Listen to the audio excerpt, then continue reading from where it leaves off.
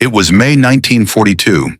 The United States Navy, still reeling from the shock of Pearl Harbor and the early victories of the Japanese fleet across the Pacific, faced an unprecedented challenge. The USS Yorktown, one of America's proudest aircraft carriers, had just fought in the Battle of the Coral Sea, the first carrier versus carrier battle in history. She had faced the enemy bravely, her air squadron striking with precision, but the cost had been heavy. Torpedoes and bombs had scarred her hull, shredded her flight deck, and crippled her machinery. The mighty Yorktown, once a gleaming symbol of American naval power, was severely damaged and seemingly unfit for further combat. Yet a new crisis loomed on the horizon. Intelligence reports confirmed that the Japanese were advancing toward Midway, planning to crush America's Pacific defenses. The stakes could not have been higher. Without Yorktown, the United States would face 4 Japanese carriers with only 2 of its own. Odds that many believed were insurmountable. Time was the enemy, and failure was unthinkable. As the Yorktown limped into Pearl Harbor on May 26, 1942, the damage was clear to all who saw her. Her flight deck was pockmarked with bomb strikes. Her superstructure was twisted and scorched. A 550-pound bomb had penetrated 4 decks before exploding, killing or seriously injuring 66 men and damaging boilers. Many near misses had also opened up seams on her hull and caused flooding. Fires had been extinguished, but the scars remained. And below decks, vital engines had been disabled. Water poured from ruptured fuel tanks, and her electrical systems were crippled.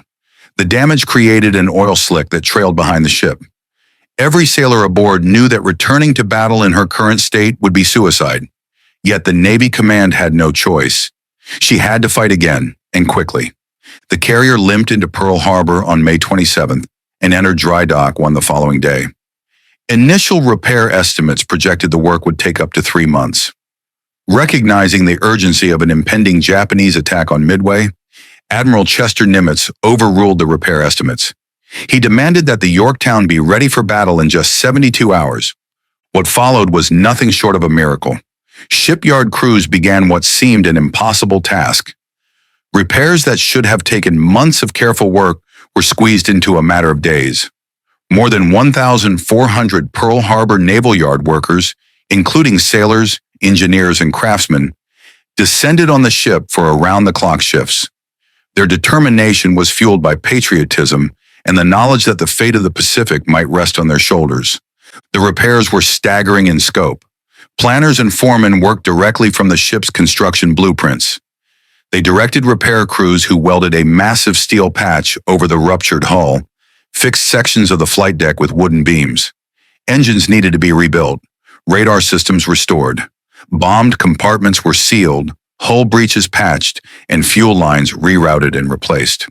Electrical wiring rerouted and repaired. Welding sparks flew day and night, and the roar of hammers echoed across the harbor. The yard implemented rolling blackouts across the island of Oahu to provide enough power for the welding and other repairs.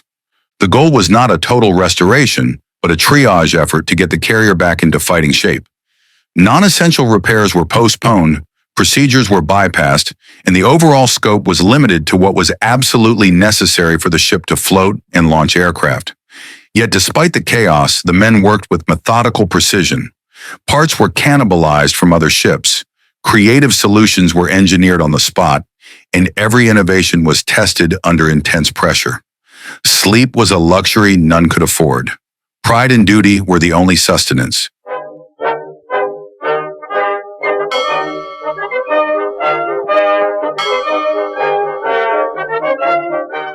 Repairs were nicknamed meatball repairs, a nod to the red circular insignia, or meatball, on Japanese aircraft. This strategy involved cutting corners and skipping normal procedures to prioritize speed over perfection. The motto became, "We keep them fit to fight, not we make them good as new." Instead of meticulously replacing ruptured hull plates, workers welded large steel plates directly over the damaged sections. This was considered good enough for the immediate need. Many decisions that normally would have passed up the chain of command were made on the spot to save time. Time was the fiercest enemy. With the Japanese carriers advancing, the Navy could not afford to wait. In an astonishing display of speed and efficiency, the Yorktown, a vessel once presumed out of action, was ready.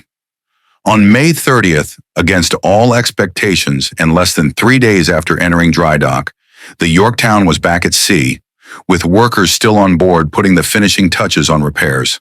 She steamed toward Point Luck at a reduced 20 knots to rendezvous with Task Force 16, which included the carriers Enterprise and Hornet. Just days later, her pilots would play a critical role in sinking multiple Japanese carriers during the Battle of Midway. The significance of her return cannot be overstated. Without Yorktown, the United States would have faced the Japanese in a near hopeless 4-2 battle. With her, the balance shifted, giving American pilots the numbers and the chance to strike decisively.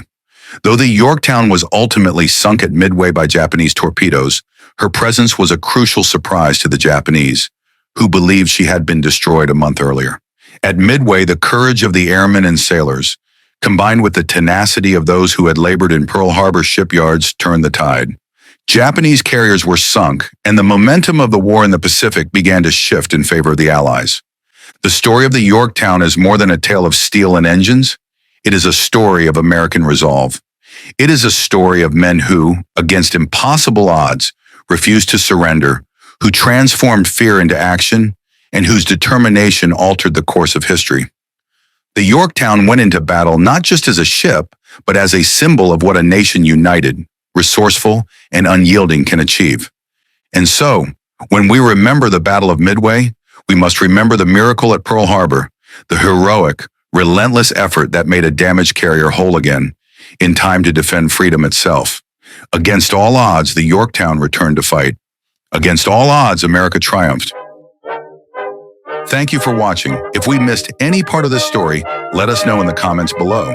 And if you enjoyed this video, don't forget to like and subscribe for more videos from our channel.